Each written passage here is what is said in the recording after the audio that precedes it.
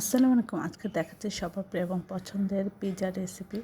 আমরা এখানে নিয়ে নিলাম 4 কাপ আটা, আর এখানে আধা চামচ লবণ, 2 চামচের মতো চিনি আর 1.5 চামচের মতো ইস্ট।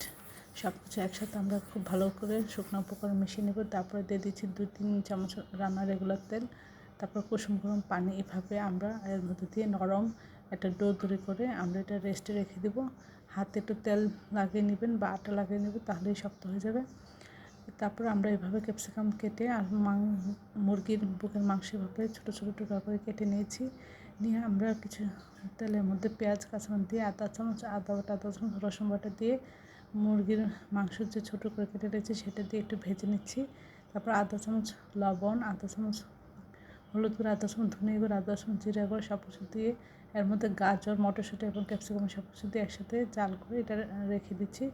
আমরা এর মধ্যে ইস্টের এই ডোটা ফুলে ডাবল হয়েছে। আমরা এখন এটা মুখে নিয়ে আমরা যে পাত্রে দিব সেখানে তেল ব্রাশ করে এভাবে হাত দিয়ে চেপে চেপে ছড়িয়ে একটা সুন্দর রুটি তৈরি করে নেব।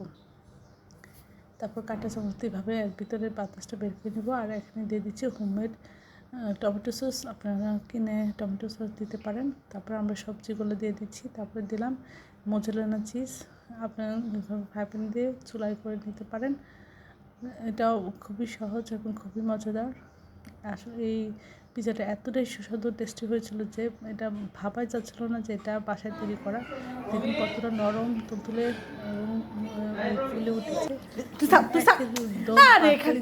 দোকানের মতো হয়েছিল। সবাই আমার চ্যানেলটি লাইক এবং শেয়ার দেবেন, সাবস্ক্রাইব বেশি বেশি করে শেয়ার দেবেন।